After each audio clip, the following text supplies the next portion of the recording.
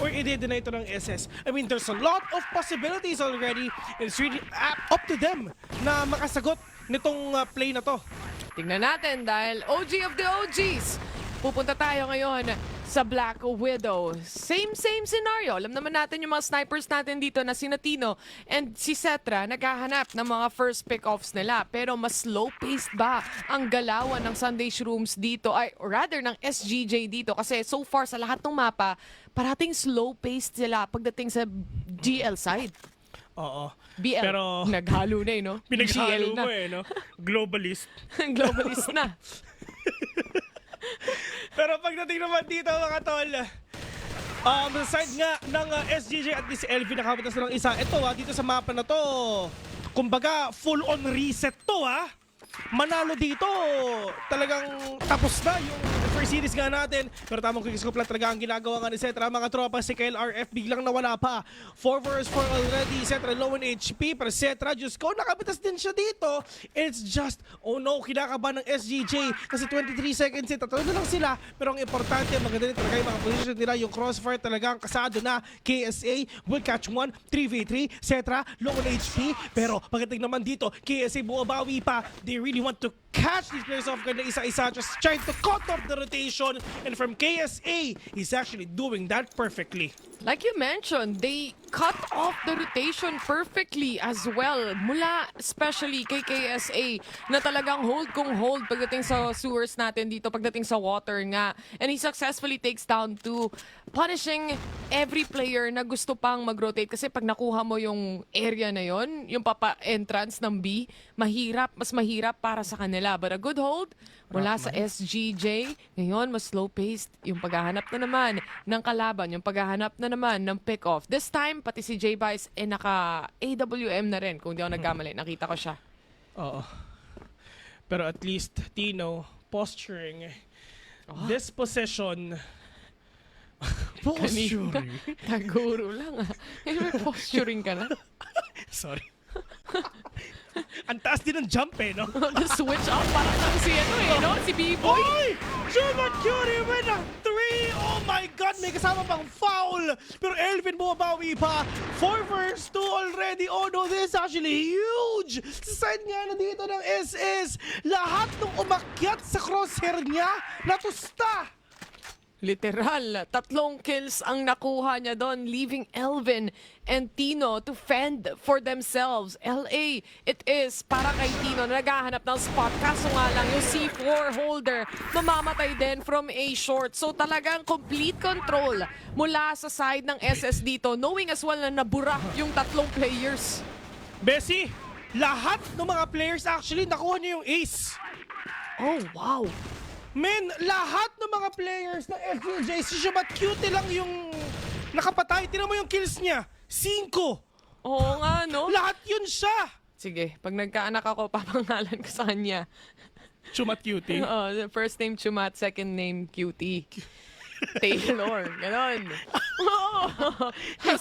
Sagad-sagaran namin. Pag may nagtanong sa'yo, di ba, saan nakuha yung pangalan mo? Sa Crossfire Masters. Grabe. Sino yung kapatid niya? Si Benny? Benny Cutie? Pero pagdating naman dito mga tropa, eto na, Chubat Cutie na nandito ang natitira. If ever ginawa niya kanina, let's see if ever gagawin ulit niya ngayon ulit. Pero pagdating naman dito, sabi ni KSA, ama ka na! Tama na daw. 5 ang buhay na buhay sa kanila para lang mapunish isa-isa tong mga players ng Sunday Shrooms. Parang sinasabi nila dito, yung mga triple kill nyo dyan, kaya pa rin naming tapatan and we're still not shocked with what happened from a while ago. Tamang reset lang din mula sa side dito ng SGJ. They wanna try to find pick-offs. Ito na naman yung akit bahay gang mo. Nakaaba pagdating sa taas pero wala namang nagpupush so far. Diyos ko, somebody call 911. Andiyan na yung mga kalaban mo. Hinahanap ka na. Diyos ko, men! Matindi si KSA! Hindi na siya sa bubong, sa alulod na siya dumadaan, boss! Ang nipis niyan. Di ba? Baka mahulog ka dyan. Setra nakaisa na. Pero ito, si Chumat Cutie, yung kaninang galit na galit, mamamatay na dahil si Yobib pumasok na rin sa loob ng site. They take over kahit papano. Pero C4, na-drop pa, kailangan pulutin dito. And makakapag-plant naman sila. Pero Suna, waiting patiently pagdating sa window para sa magiging rotation ng mga kakampi niya. 3 versus 3 mga tropa. Diyos ko, kaya pa ba ito ng mga kalaban kanya? Pero SGJ handang-handa nga sila. Pero si J-Bus muna talaga makakakuha. Ito na, COB pinaplat na yung bomba. Pero it's time na sa SS nga para for them to retake the site already. Pero 35 seconds in mga tol. May oras pa sila. Kayang-kaya pa. Lamang na lamang pa sila. Pero kaya ba nila mapigilan nga yung post-plant na nga ginagawa nga ng SGJ? Utilities, yung bomba, tumama kay Yobib. Yung bala, tumama kay Surat 360. Pero hindi pa sila tapos nga si Yobib dito. Inuubos na lahat ng mga makikita niya. At yung akit aluludgan ginagawa ni KSA, nag-pay off. Nag-pay off indeed. 3-1 yung score natin ngayon. And Tino to fall down biglaan dahil huling-huli siya sa akto dito ni Setra. Good kill coming in from the side of Sunday Shrooms. Nahanap na nila yung pick-off na to. Double AWM setup pa rin sila magmula sa B-site hanggang A mid. Oh no. Ito na. Yung kasama ko, kid from Quezon City, gigil na.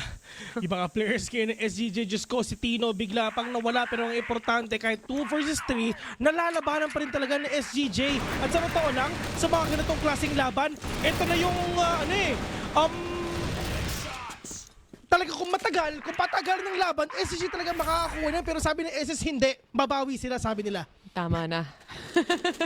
Tama na. 3-2 na yung score. Pantay pa rin halos. Ayun. Isang puntos lang ang kailangan nilang habulin dito. At gaya Naalala na ko na. sabi ko, di ba, ang laking bagay na makakuha ka ng first pitas at lalo Tama. na dun pa sa mga sniper. Kasi si Natino, syempre, once na makapag-plant na tong mga kakampi niya, mag-hold pa rin siya ng mga long range na angle Yeah. dito. And eliminating that at least gives them a lot of space. Pero mukhang may nagranada dito. Oh. Sina Setra, atras, makakahanap ng kill. It's a 4v4. Bessie, ang hirap kasi sa window na yan, parang magpapakita siya tapos mawawala. Literal na parang team niya, kabute. Pero pagdating naman dito, 4 versus 3 already. KSA, Elvin and Tino ang natitira nga dito ngayon sa side ng SGJ. Kuhang-kuha nila itong post plant na to. Pero papansin mo si KSA, medyo malayo nga siya kasi ito yung position nga niya kanina at napanalo din itong round na yon. KSA, the only man remaining right now, 3v1. Alam nila yung last hit, yung nasan siya. Pero nagsiswing sila, lalabanan nila! KSA, makukuha mo ba? And for him to get that clutch! Diyos ko! Lahat na pupunta kay KSA, tostado! Medyo nag-audition din kasi sila doon. Naunang mawala yung isa at susubukan niyang kuhanin yung trade-off agad. Pero hindi nag-work out kahit na naglabasan pa ng pistol yung dalawang mga miyembro ng isa't isang team. It's a 4-2 SGJ. Naka-hold pagdating sa A-short. Akala ko kalaban na yon pero hold lang pala. Pero dito ngayon sa SGJ mga tol at least lahat talaga sila dinediretso na. Pero si Suna, gusto lang naman niya mag-spray and pray pero meron pa siyang bonus isa. Oo, parang napasarap yung pag-aantay ng isa pagdating sa mid at nahuli nga siya, si KLRF yun, na mawawala for the meantime. Habang si Suna, sobrang low man niya. But again, on a sniper position, you still have an upper hand kahit papano, kahit ganito ka-low. Ang kaso nga lang, KSA, meron siyang nakita pagdating sa A-short. Si Elvin ang bahalang pumatay dyan at magiging pantay pa pagdating sa manpower. Pero ngayon, 4 versus 4, 1 is low. Elvin will catch 1. J-Bus nakabawi pa ng isa. 3 versus 3 already. Si Suna low on HP. Pero ngayon dire-diretso na siya. Diyos ko, si Suna nakapitas pa ng isa. At ito na nga yung sinasabi nga natin, di ba? Audition sa Crossfire, mga tropa. Lahat sila, isa-isa nagpapakita. Isa-isa rin silang nawawala. Si B-Boy, siya nag-iisa. 1 versus 3, mga tropa. Pag ito na-clutch niya, may e-coin kayo mamaya. Si Vil ang bahala. Sa 3v1.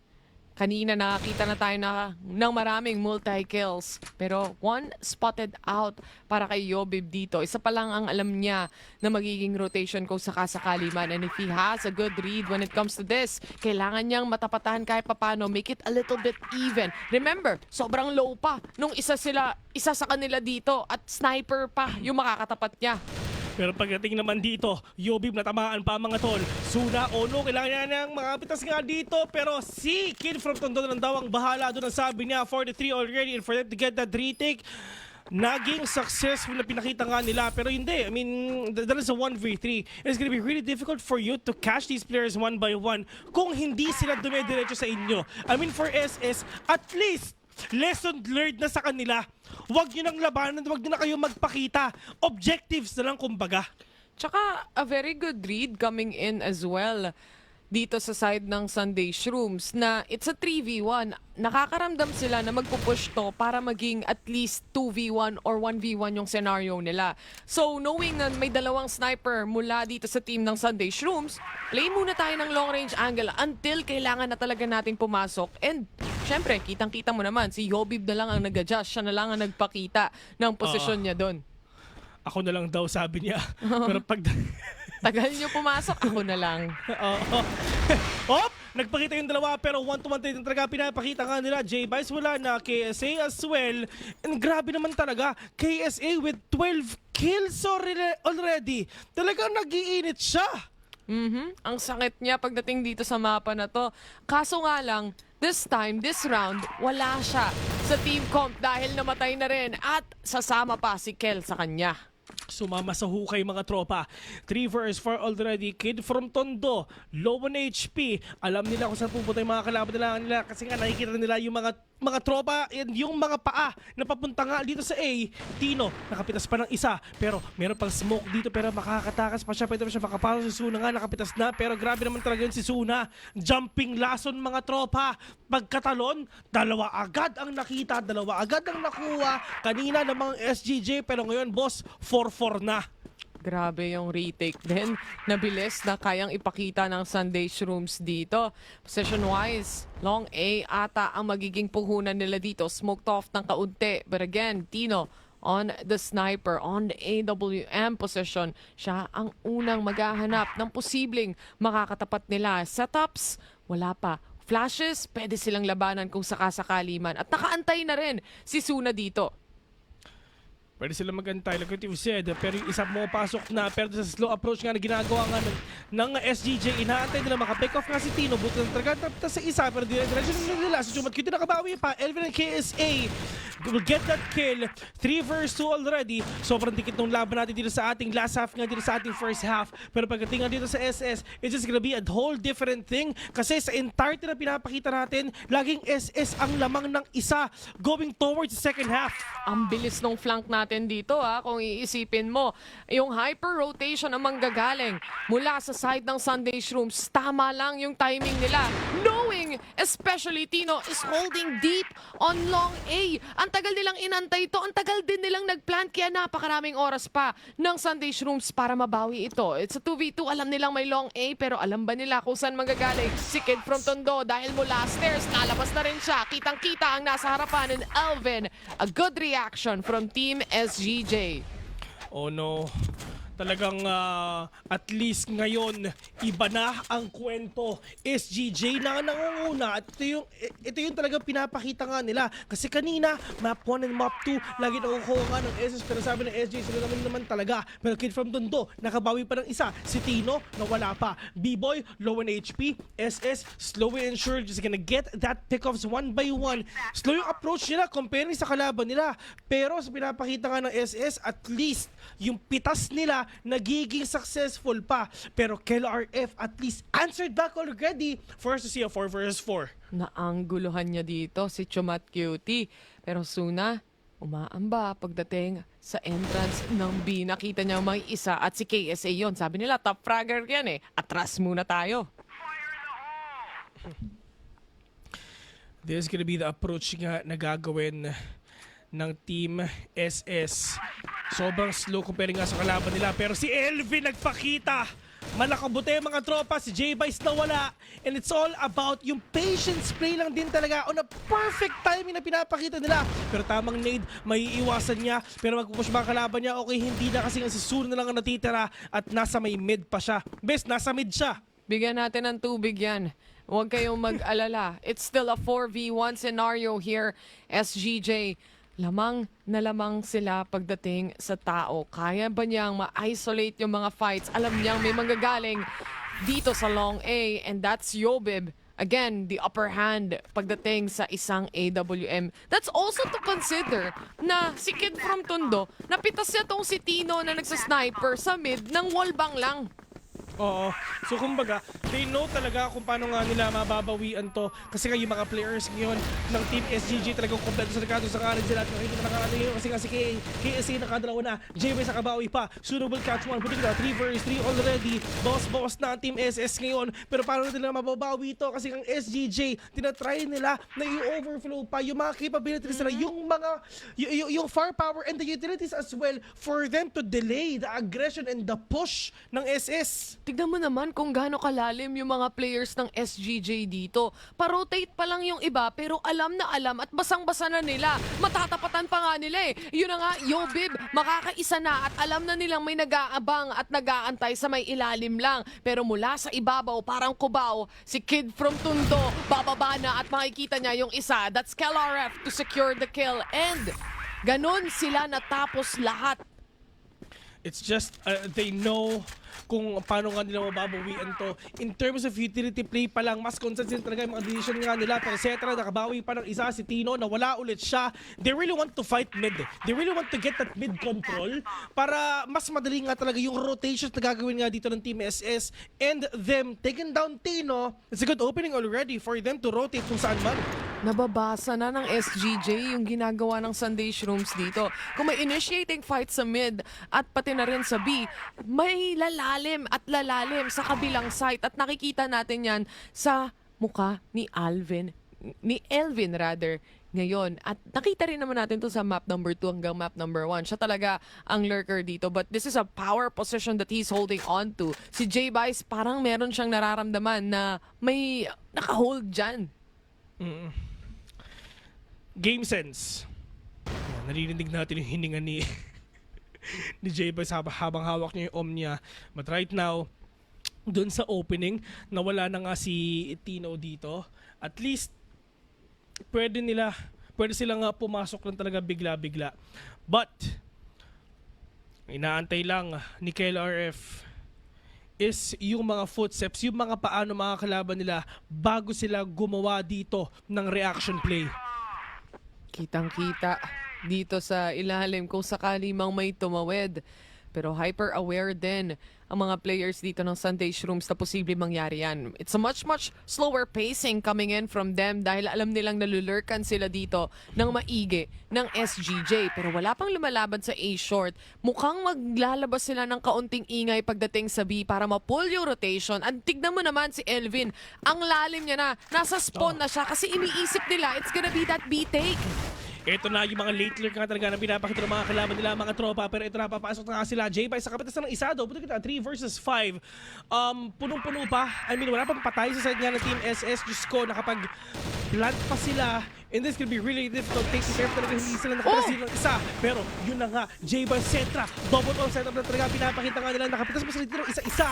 Pero SS, nakabawi na dito with their positioning already, with their aggression, with their double on na kahit sila ang nasa BL side, diretso talaga nila.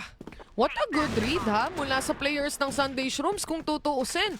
Dahil nabenta nila yung fake na yon and napilitang mag-rotate itong mga players ng SGJ na nakastack na sa B-site dahil lang sa isang ingay na binibigay ng mga players dito ng Sunday Shrooms. Ngayon, tignan natin as we head on to a 5-7 kung ganon pa rin ba kaganda yung magiging read nila. It's a very slow take coming in from Sunday Shrooms right now. And si Elvin, makikita mo na instead of lurking really deep, long A, mag-hold na lang siya banda lang dito.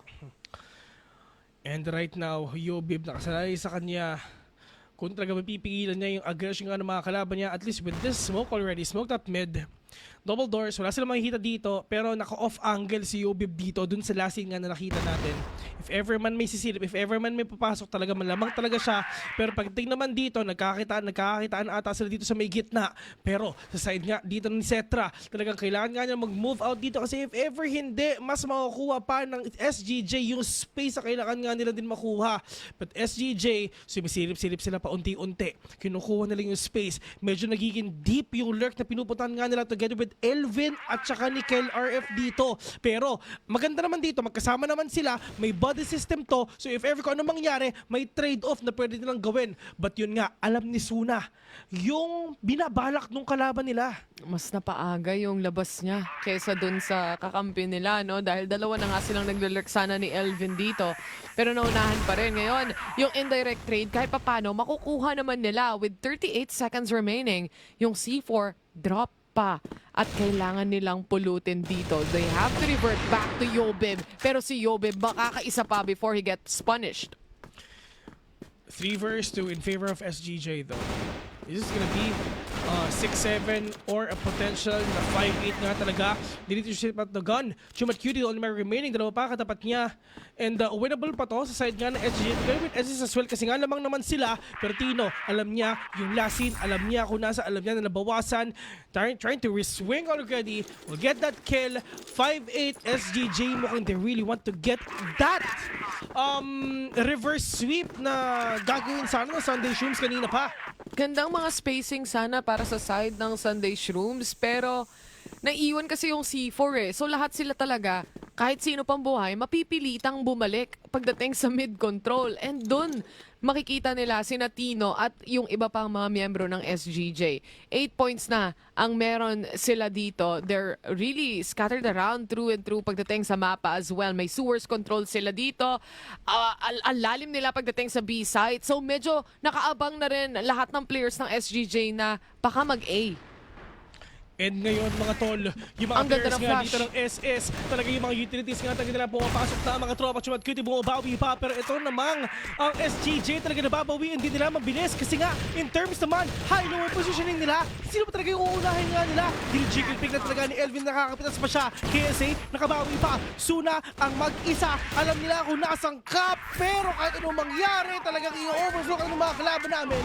SGJ already is on a match point already. It's on a match point already at yun na nga, isa na lang kailangan nila tapos na. Basang-basa ng players ng SGJ. Paano sila naglalaro ngayon? Once na may space na extra, willing silang kuhanin yan and mag-aantay sila sa magiging rotation. And para sa side ng Sunday Shrooms, execution-wise, yung flashes pa lang, kaya nang pigilan agad ni na Tino, yung mga players na pumapasok at umi-entry at nandun yung trade eh. Again, inaabangan na nila lahat sa A-site kasi nga may sewers control. And ito ngayon sa aggression nga na gagawin nila. Oh, nakita. Saan ba sila pwede sumilip ngayon? Nagkakitaan na ngayon dalawa mga tropa. Cetra, biglang nawala. Pero nasan ba yung mga ibang players dito ng SGJ mga tropa? 4 versus 4 already. SGJ, Tino. I mean, yes, nabawasan siya dito pa unti-unti. Pero sobrang kate ng double om setup ng Sunday Shrooms din eh. Yun nga eh. Kung labanan lang ng pick-off si Cetra, nandito na naman siya. Nakita naman natin kung gano'n rin siya kalakas doon sa first map natin kanina. What more, heading here sa Black Widow kung saan napakaganda ng mga angles ng isang AWM holder. 3v4 scenario. Slowly but surely, maakit sila ng A-short dito. And this is the aggression nga na gagawin nga dito ng SS. Lamang sila in terms of head count. Pero ngayon for SGJ, all you need to do is wait. 2 tao sa B, 1 tao sa A. Kumbaga, if ever na talagang konti na talaga makita niya, okay na. Pero pagdating naman dito sa Aegis ko, lahat sila nandito na. Yung utilities nandiyan na. Lumilitaw na. Lumilipad na. 2 versus 4 already. Napakahirap nga nito. Kasi yung emosyon talaga nag-overflow na. Pero pagdating naman dito, 38 seconds for them to defuse and for them to retake the site. Pero si KSA, Diyos ko, nakapas pa siya. Pero super low na niya. Together with Elvin as well. Na isang bala na lang siya. Wallbang na lang ang gagawin nila. And ang hirap ito na gagawin nga ni Elvin kasi nga si Cetra nag-aantay na para sa kanya. 6-9. Nice. delay, and bait and switch ang puhunan when it comes to that post plant. Making sure na hindi na makakaikot pa ang mga miyembro dito ng SGJ. Itong double na kanina nakikita natin sa kamay ng SGJ napunta na para sa side ng Sunday Shrooms dahil alam nga nila na ang bibilis lumalim ng SGJ dito. So ito yung magiging adjustment nila. Patience game ang ipapakita nila. Hindi mo na sila magpapakita, tropa. Bali ngayon, ang Team SS, unti-unti na nga silang bumabawi dito for us to see a game number, I mean OT pala rather. I mean, panalo sila ng game number 1. And sayang naman kung hindi pa nga talaga nila papanalo ng game number 3. Pero sabi ni SGJ, gagawin na lang lahat for us to see a reverse sweep. Kasi ayaw nilang madungisan ng talo yung score nila. Tingnan natin daw. 10 puntos ang kinekailangan ng SGJ dito.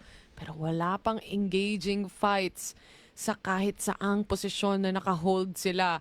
Merong A-short control at napakalalim din yan. Usually, iniiwan to ng SGJ nakabukas. Pero this time, sineseta pa nila ng cross magmula sa B connector hanggang dito sa A-short. And this is the side nga na talagang pwede nga nilang pasukin, pwede nilang puntahan. Pero pagdating naman dito sa A, napakadaming tao nga dito mga tol. Ito yung rotation nga na ginagawa ng SGJ. Pero kamunti ka na yung isa doon. KSA, okay, wala na nga siya. Yobib na bawasan pa together with Tino and Keller as well. But for sa side naman dito ng SS, it's all up to Kid from Tondo if he can actually spot these players na kahit super low na niya. But Cetra, at least ino-open talaga niya yung site, ino-open niya yung window of opportunity for them to switch up kung saan naman sila pupunta. Ito yung mga moments na sinabi mong may sniper sa mid, wag niyong silipin, pero mukhang ang dami pang mapipitas ng sniper shot na to. Pero the hold coming in from SGJ, especially towards Tino, isa lang ang makukuha niya dyan. Nakapalibot na ang buong mga miyembro dito ng SS, ng Sunday Shrooms para pasukin ang A-side. Pero si Elvin, good hold mula sa kanya, makakaisa lang siya. But in the end, masyadong maraming buhay para sa Sunday Shrooms. SGJ, they have a lot of rounds to lose actually. Pero dito sa rounds na to, mukhang binabawi din talaga ng SS. Comeback is real? Oo, pero ang tanong ko talaga matutunghayan natin yung comeback na talaga pwede nga nilang gawin. Pero pagdating nga dito sa SS, it's just yung aggression yung ginagawa nila. Pagdating sa mid, hindi lang kasi isa yung nila. Dalawa, si Cetra at saka si J-Vice. Minsan si Kid from Tondo pa rin talaga yung gumagamit nga dun eh. Kumbaga, paikot-ikot lang sila. So, hindi rin tuloy na mabasa ng SGJ yung plano ng kalaban nila. Alam din kasi nila na malalim mag-lurk tong mga players eh. So ngayon, nag-check na sila ng each and every corner possible. And nag-set up sila ng isang flash play dito, but KLRF still secures the kills here. Kahit na super low HP pa siya, makaka-atras siya at buhay na buhay pa. It's a 4v3 scenario so far. 3 versus 4, KLRF, super low na HP. Suna will catch one. Good opening for themselves. Labang sila in terms of HP at yung oras. Pwede nga pa din talaga mapunta sa kanila. But yun nga, yung isa nag-aantay, which is sila Yobib, slowly and surely, na talaga inaantay lang nila na makapasok yung mga kalaban nila kasi nga mukhang A na. Yung nades dyan na matatamaan ata siya. Pero ang importante, alam na ng SGJ kung saan nila i-retake to. Yung ulo ni KLRF, Diyos ko, munti ka na. Si J-Vice ang nag-hold talaga dito para lang makapasok. Yung may hawak ng C4 para makaposisyon na sila. Pero short lumabas na at KSA galit na. 22 kills onto his name. Naghahanap pa ng pwedeng pangdagdag as Yobib shuts down one more. Suna to also fall down. SGJ, sila ang magwawagi sa map number 3. GG, well played for themselves. At lalo na dito nga sa SS. So na-reverse sweep ng SGJ ito. I mean, hindi man nakuha ng SGJ yung map number 1, pero buto na lang pagdating ng game number 2 game number 3. Sobrang solido. Ano ito yung maganda, Bessie ha? Talagang hindi tayo nakakita ng one-sided battle. Talagang medyo matagal and